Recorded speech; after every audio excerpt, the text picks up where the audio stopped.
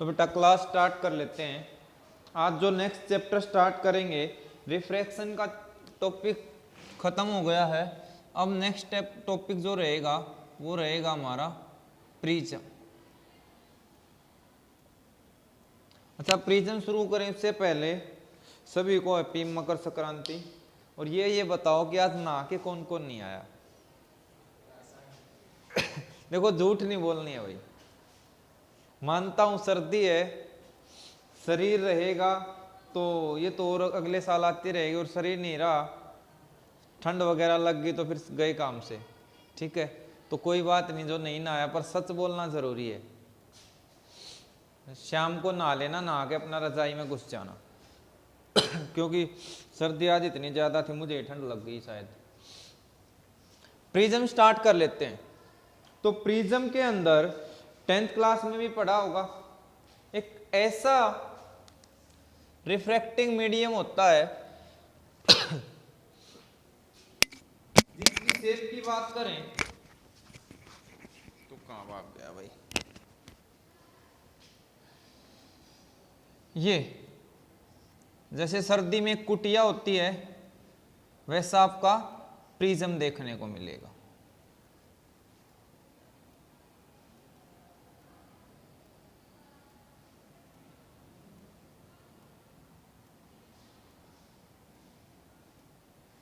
ठीक है, अब इसके दो सरफेस होते हैं, एक तो ये साइड वाला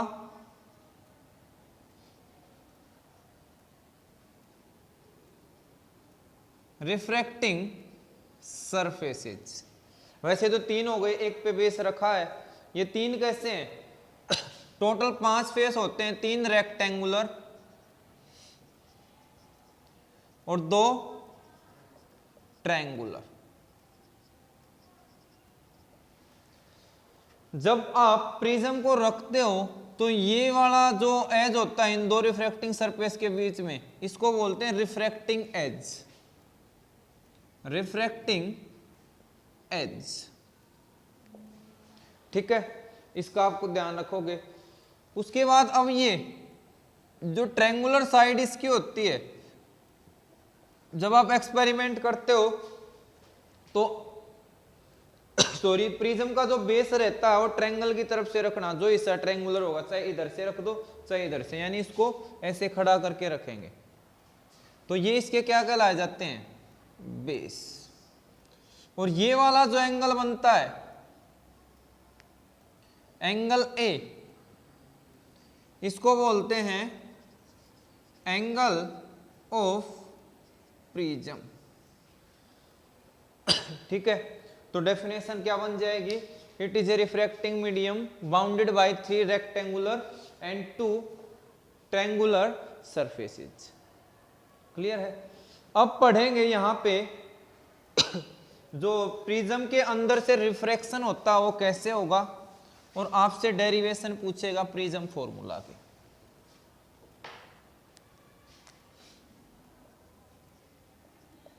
रिफ्रैक्शन थ्रू ए प्रिज्म। ध्यान से देखना, 10th क्लास में भी किया होगा सॉरी, हमने एक प्रिज्म कंसीडर कर लिया।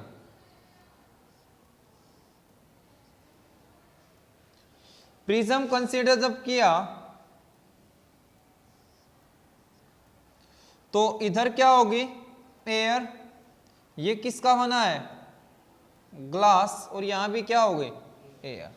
तो आप देख पा रहे होगे 2 बार रिफ्रैक्शन होगा। एयर क्या है? ग्लास, एयर फिर से, तो rarer to denser and denser to rarer sorry, 2 बार क्या होगा? रिफ्रैक्शन। तो हम स्टार्ट करते हैं रिफ्रैक्शन को। आपको रे ऐसे डालनी है, ये क्या हो गई? Incident ray. क्या हो ये? Incident ray. किस तरफ जाएगी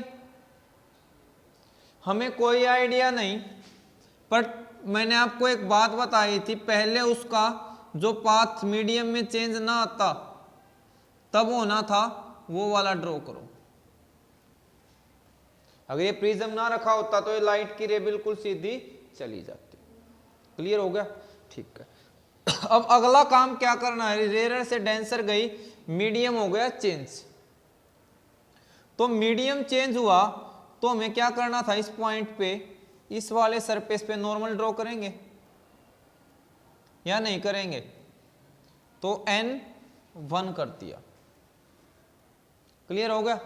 अब क्या करना था, एंगल ऑफ इंसिडेंस मेजर कर लिया, जो कि क्या बोल दिया हमने, फर्स्ट सरफेस पे है I1। अब ये कहां से कहां जा रही है, रेयर टू डेंसर, तो इसको ऐसे जाना था, पर रेयर टू डेंसर में कहां चली जाती है? अब नॉर्मल का ये हिस्सा देखना है, n1 डैश वाला, तो कहां मुड़ेगी, टुवर्ड्स द नॉर्मल। तो हमने ये बेंड कर दिया यहां पे। क्लियर हो गया? ये एंगल मेरा क्या आ गया, एंगल ऑफ रिफ्रैक्शन फर्स्ट है तो R1। क्लियर हो गया?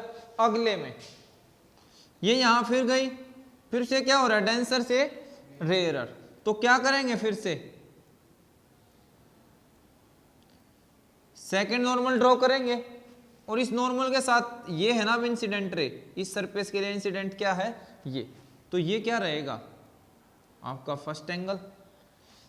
उसके बाद इसको कैसे जाना था, अगर मीडियम में चेंज ना आता तो ऐसे, बट ये कहां जा रही है, डेंसर टू, अंदर डेंसर है, इधर रेयर, कहां जा रही है अब डेंसर से, तो नॉर्मल की तरफ जाएगी या नॉर्मल से दूर हटेगी, नॉर्मल से दूर हट जाएगी। तो ये क्या आ गई आपकी एमर्जेंट रे।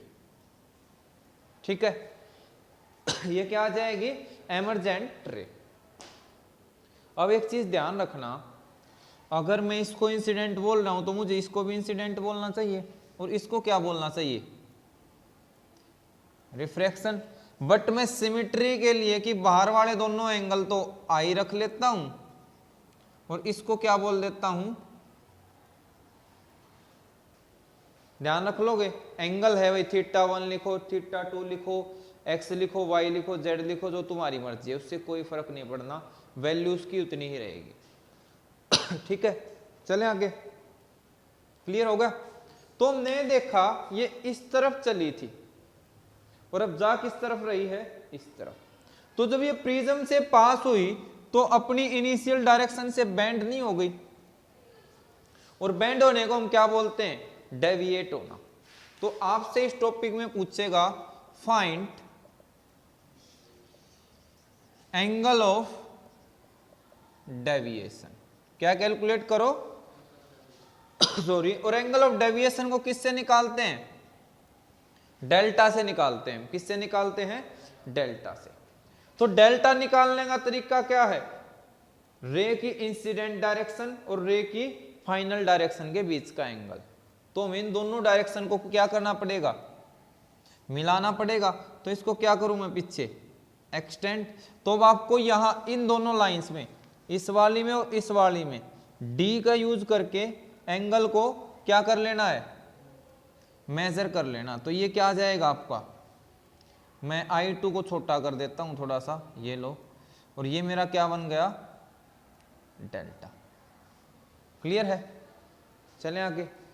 तो आपको निकालना क्या है बेटा, बुक में पढ़ोगे टॉपिक कॉम्प्लेक्स मिलेगा, नहीं पढ़ना बुक से।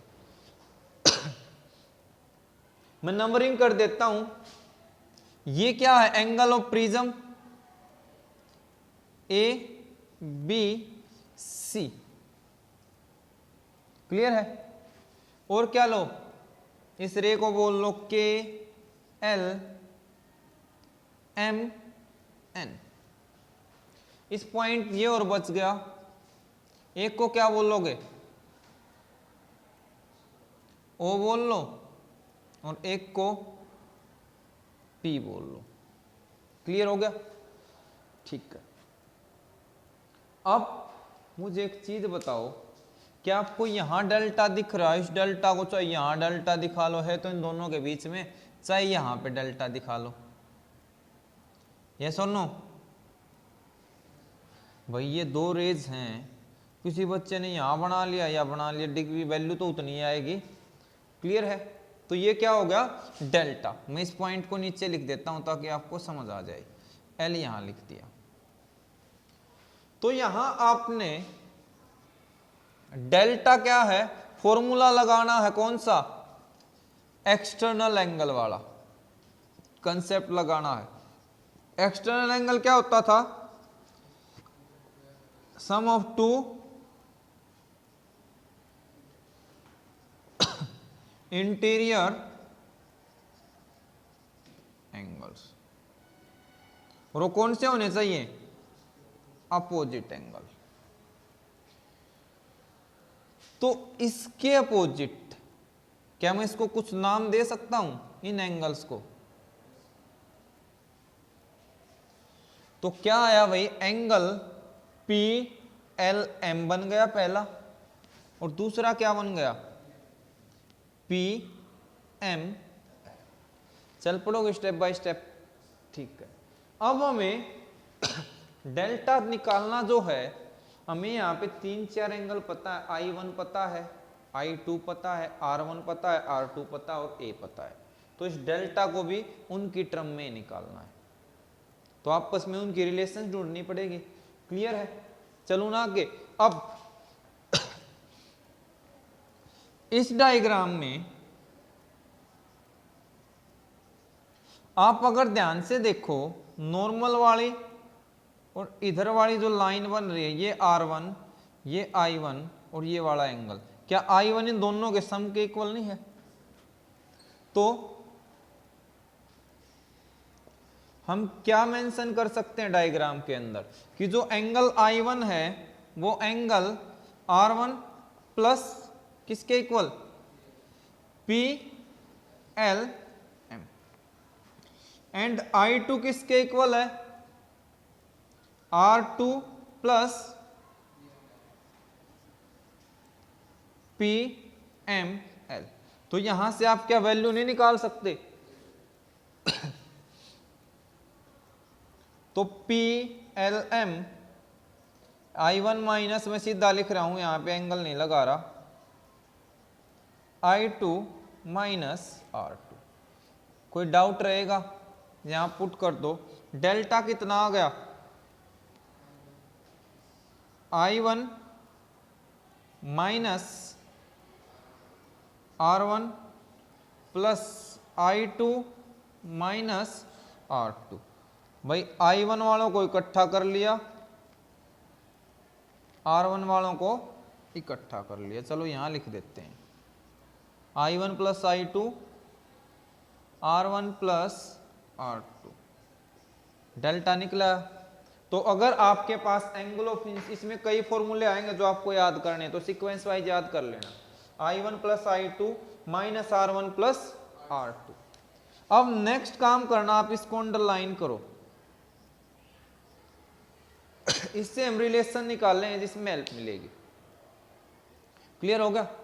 ठीक है, क्योंकि ये तो I1 R1 में आ गया, अगर हमें एंगल ऑफ प्रिज्म भी इंक्लूड करना है तो क्या रहेगा। चलें अगले स्टेप पे। अब नाउ एक बारी मुझे ये बताओ, कोई भी एक ट्रायंगल है, कोई भी एक ट्रायंगल है, उसमें ये जो एंगल है कितना है, ये जो एंगल है यहां पे इस नॉर्मल के साथ, दूसरे वाले के साथ, ये भी क्या है 90। तो इन, अब सारे डिस्कस कर लेने हैं। Quadrilateral A L O M, angle A plus angle L plus angle O plus angle M किसके इक्वल होता है टोटल 360। अब ये क्या है, एंगल एल 90, एम भी कितना है, तो angle A plus angle O कितना आया, इनको उधर लेके लेस कर दिया तो कितना आ गया 360 माइनस 180 कितना हो गया? 180 डिग्री। एंगल ए और एंगल ओ की रिलेशन आई है। Next,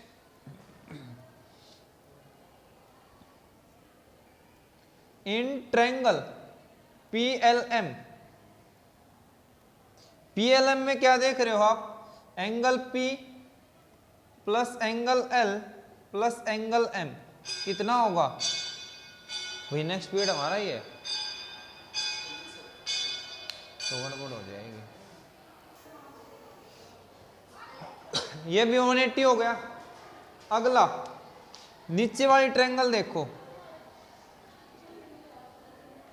triangle LOM, angle O plus angle R1 plus angle R2 किसके इक्वल है? ये भी क्या यहां से तुम्हें कुछ रिजल्ट मिल सकता है इन दोनों से? हमें तो किसकी रिलेशन चाहिए थी? एंगल A की, R1 और R2 की। क्या दोनों 180 है? तो इन दोनों से क्या रिजल्ट निकल के आएगा हमारे पास? भाई एंगल R1, इसको हटाओ, बार बार परेशान कर रहा है। किसके बराबर आ गया? Angle A plus angle O, इससे कट गया। तो क्या यहां से हमारे पास ये नहीं निकल के आ गया R1 प्लस R2 किसके इक्वल आ रहा है? तो R1 और R2 की रिलेशन भी निकल गई। कोई डाउट? तो तीनों चीजें इनको इन्वॉल्व कर ली, पूरा क्वाड्रिलेटरल, ये ट्रायंगल भी, ये ट्रायंगल भी। अब आपको सोचना है रिलेशन किस किस में निकाल रहे हैं, तो उन दोनों को बराबर रख दोगे। इसका कोई यूज नहीं, बट लिख लेना है, कंफ्यूजन खत्म हो जाए। वहां 10 मिनट आप वो ले लो क्लास, 10 मिनट वो क्लास ले लो, फिर वहां जाओ। हाँ 11th ले लो। ठीक है। यहां पे तो डेल्टा का नया फॉर्मूला क्या है बेटा? I1 प्लस I2 माइनस ए। इसको इक्वेशन नंबर 2 बोल लेंगे, इसको इक्वेशन नंबर 3 बोल लेंगे। यहां तक कोई डाउट हो तो बताओ, चलें आगे, बाकी चीजें इरेज कर दें। ठीक है। सॉरी, टॉपिक को एक बार करके देख लेना, 5 मार्क्स में लेंथ डेरिवेशन है, इंपॉर्टेंट है। बट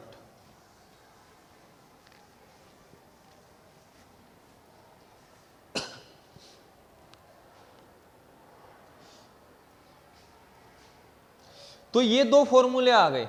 अब अगर आपको बोल दे स्मॉल एंगल्स के लिए निकाल लो, फॉर स्मॉल एंगल, अगर एंगल स्मॉल है तो हमने क्या पढ़ रखा है? साइन थीटा किसके इक्वल आता है? थीटा के। साइन थीटा 2 भी किसके इक्वल? थीटा 2 के इक्वल। साइन आई किसके इक्वल आ जाएगा? आई के। साइन आर है तो क्या हो जाएगा? आर। तो यहां पे अब आपको स्नेल्स लॉ अप्लाई करना है। क्या अप्लाई करना है? स्नेल्स लॉ में क्या बताया था? पहले का रिफ्रैक्टिव इंडेक्स, पहले का एंगल, दूसरे का रिफ्रैक्टिव इंडेक्स, दूसरे मीडियम का एंगल, उसके बराबर होगा। तो पहले का रिफ्रैक्टिव इंडेक्स कितना है? इधर एयर का मैं मान लेता हूं म्यू, ठीक है, या μ1 लेंगे हम, और इसका क्या ले लेते हैं? μ2, μ1। तो μ1 पहले में एंगल कितना है? Sign I1। दूसरे का रिफ्रैक्टिव इंडेक्स बोलो μ2, साइन एंगल कितना है? R1। पर आप एयर ले रहे हो तो यहां पर रिफ्रैक्टिव इंडेक्स कितना ले लो, और इसका कितना ले लो? म्यू, और यहां पे भी कितना हो जाएगा एयर का? 1। तो यहां पे आपका क्या बचा? 1 म्यू साइन आर। अब फॉर स्मॉल एंगल्स,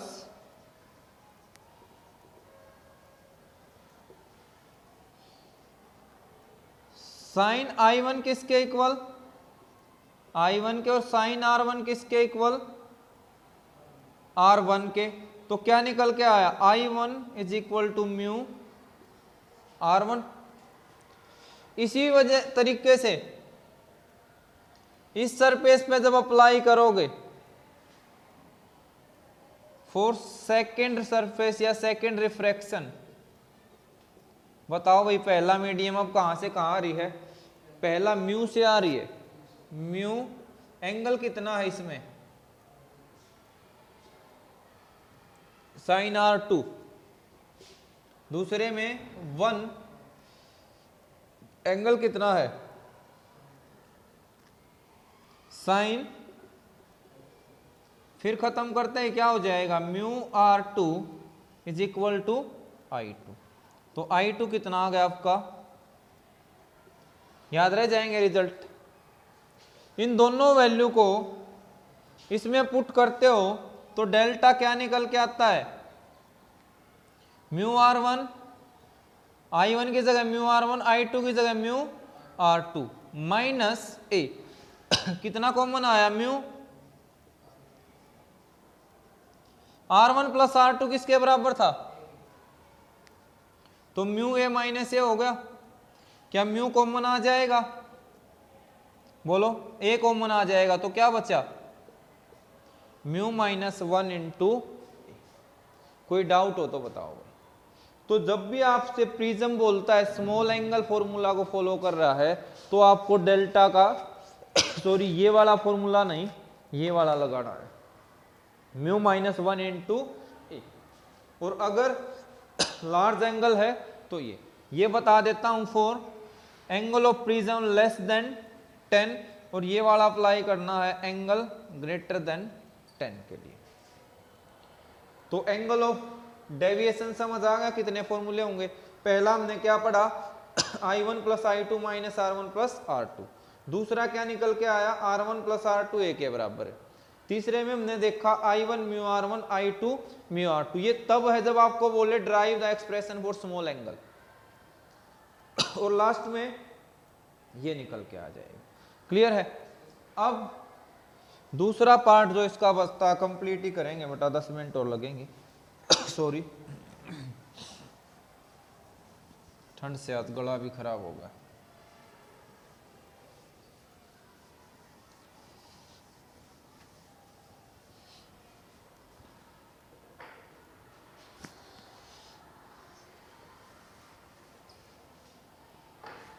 दूसरे पार्ट में आपसे पूछेगा ड्राइव प्रिज्म फॉर्मूला,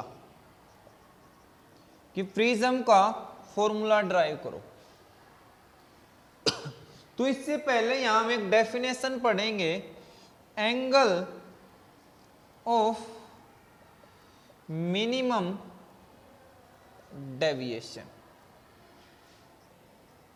और उसके अंदर ये पढ़ने से पहले ग्राफ ड्रॉ करके देखते हैं। इधर एंगल ऑफ इंसिडेंस, ध्यान देना भाई, इंसिडेंट इधर लिया है और एंगल ऑफ डेविएशन इधर लिया है। तो हम क्या देखेंगे, जैसे जैसे डेल्टा बढ़ेगा, शुरू में वैल्यू एंगल ऑफ इंसिडेंस की इतनी थी, डेल्टा बढ़ेगा एंगल ऑफ इंसिडेंस कम होता जाएगा, एक ऐसी स्टेज आएगी जिस पे क्या हो जाएगा, शुरू वाले पे को बोल देता हूं मैं डेल्टा 1 पे क्या था मैक्सिमम, फिर क्या हुआ डिक्रीज। तो जिस वैल्यू पे मिनिमम होगा, यानी जिस एंगल ऑफ डेविएशन के लिए एंगल ऑफ इंसिडेंस की वैल्यू मिनिमम हो रही है, और यहां पे दोनों बराबर भी होंगे, बताऊंगा एक बारी कैसे।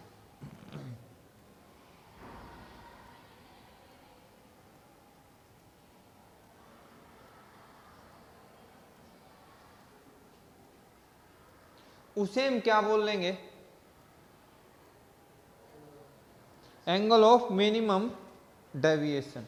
पर रिवर्स हो गया बेटा, सॉरी, ग्राफ उल्टा दे रखा है, इस बुक में उल्टा दे रखा है। देखो भाई वही डिपेंडेंसी ले लेते हैं।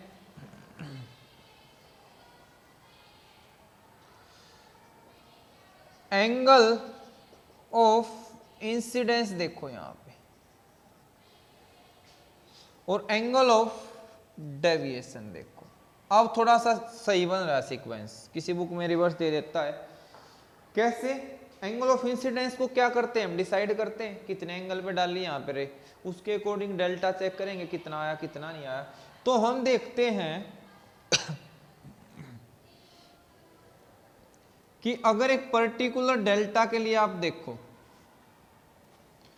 तो ये आपको मान लिया 30 डिग्री पे मिल रहा है या 60 पे और 90 से ज़्यादा पे, 90 एक 90 से कम वैल्यू के लिए मिल रहा है, एक 90 से ज़्यादा वैल्यू के लिए, यानी दो ऐसी वैल्यू होंगी जिन पे एंगल ऑफ डेविएशन बराबर होगा। फॉर एग्जांपल 60 पे भी उतना ही एंगल ऑफ डेविएशन आता है और 95 पे भी उतना ही आता है। तो दो वैल्यू ऐसी मिलेंगी, जैसे हमने प्रोजेक्टाइल में पढ़ा था ना 11th में, दो एंगल ऑफ प्रोजेक्शन ऐसे होते हैं जिसपे ओरिजेंटल रेंज बराबर होती है। यहाँ पे दो ऐसे एंगल ऑफ इंसिडेंट हैं जिसपे एंगल ऑफ डेविएशन बराबर होगा। इस पे भी वैल्यू कितनी होगी, इसके सामने वाली, इस पे भी कितनी होगी, इसके सामने वाली। ठीक है, तो इस ग्राफ में इस पॉइंट पे निकालनी है तो क्या होगी, इसके सामने वाली, और इधर निकालनी है I1 पे कितनी है डेल्टा, और I2 पे भी कितनी आ रही है डेल्टा आ रही है। अब मिनिमम पे आ जाओ, एक ऐसा एंगल ऑफ इंसिडेंट आएगा जिस पे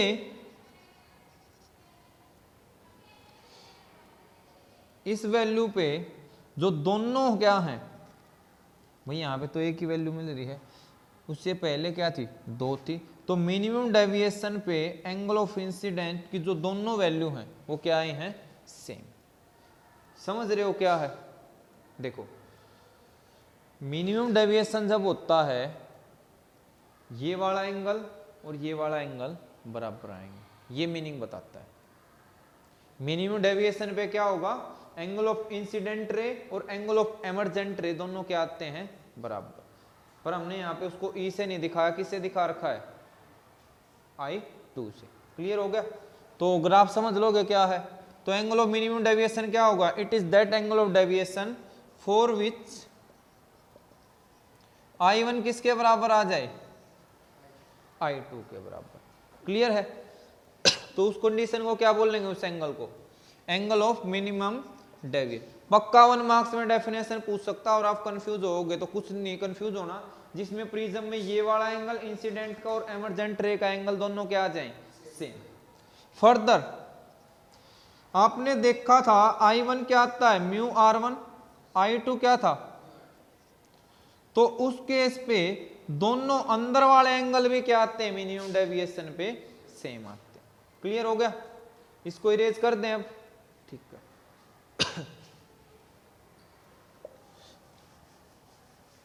तो बस अब आपका काम भी ऑलमोस्ट खत्म होने को, अब आपको स्नेल्स लॉ अप्लाई करना है। नाउ बाय स्नेल्स लॉ, अब स्नेल्स लॉ तो दोनों पे लगाओगे, बट हमें तो फॉर्मूला एक ही बनाना है, तो यहाँ पे अब आपको कोई कंफ्यूजन वाली बात नहीं है, सीधा सा एक कंसेप्ट पढ़ो। यहां जो आपने 10th में पढ़ा था sine I by sine R, sine I by sine R। Clear हो गया, ठीक है।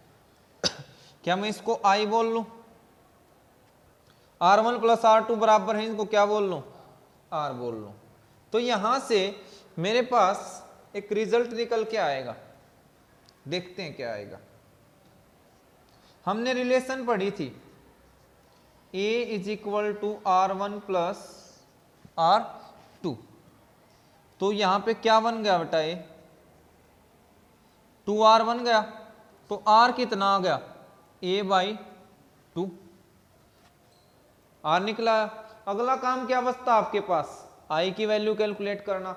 I कैसे निकाल लोगे, सोचो रिलेशन I कहां यूज हो रहा था,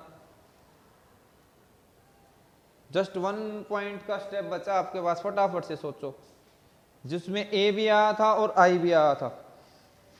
सॉरी,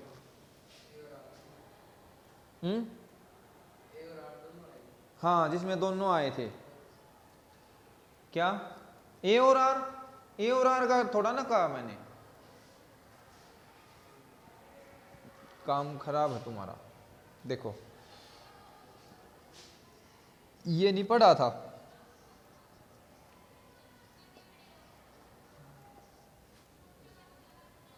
ये तो पढ़ा होगा तो फॉर मिनिमम डेविएशन जब करोगे तो डेल्टा कितना,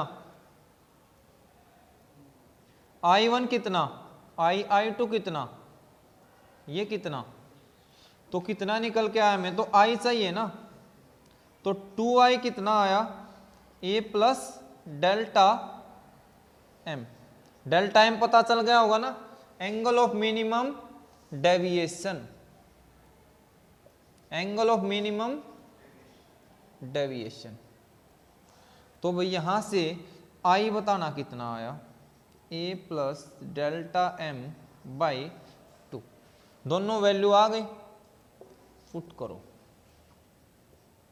तो म्यू साइन I के लिए A प्लस डेल्टा M पूरे के नीचे 2 और यहां पे sine A by 2। This is required prism formula. ठीक है, मुश्किल है, एक बार रिवीजन ले लेता हूं इस पॉइंट का। कंफ्यूज नहीं होना है। जब आपको प्रिज्म फॉर्मूला निकालने के लिए बोले तो पहले आपको एंगल ऑफ मिनिमम डेविएशन की डेफिनेशन दे देनी है, उस पे कंडीशंस क्या आती हैं, या स्टार्ट ऐसे करो, यहां से इजी कर लेते हैं स्नेल्स लॉ से, और इनको कर दो सर्कल कि अब आपको I और R की वैल्यू चाहिए। तो ये फॉर्मूला ड्राइव किया गया है मिनिमम डेविएशन कंडीशन के लिए। अब मिनिमम डेविएशन कंडीशन पे एंगल डेल्टा को दिखाते हैं डेल्टा M से, और वहां पे पढ़ लिया I1 किसके बराबर, I1 और R2 I के बराबर होते हैं, तो हमने उसको मान लिया I, और R1 और R2 भी बराबर होते हैं। तो अब आपके पास दो इक्वेशन जो आप पहले पढ़ चुके, एक तो I और डेल्टा वाली, ये सीधी सी जिसमें I यूज हो रहा है, I इसी में यूज हो रहा है, और दूसरी R वाली, तो यहां से दोनों से निकाल लोगे, मेरे हिसाब से कोई दिक्कत होनी चाहिए। Delta M I plus I minus A, ये 2I हो गया, ये I उधर चला गया, ज्यादा कंफ्यूज हो रहे हो, ये लो, तो 2I कितना आया, A plus delta M, I निकला या R निकला, पुट कर दिया। क्लियर है, आई थिंक कोई डाउट नहीं रहना चाहिए बेटा, मोस्ट इंपोर्टेंट टॉपिक है, अच्छे से कर लेना, नहीं आए तो रिप्ले करके देख लेना, कोई डाउट रहे फिर पूछ सकते हो। तो मिलते हैं नेक्स्ट क्लास में, बाय, टेक केयर।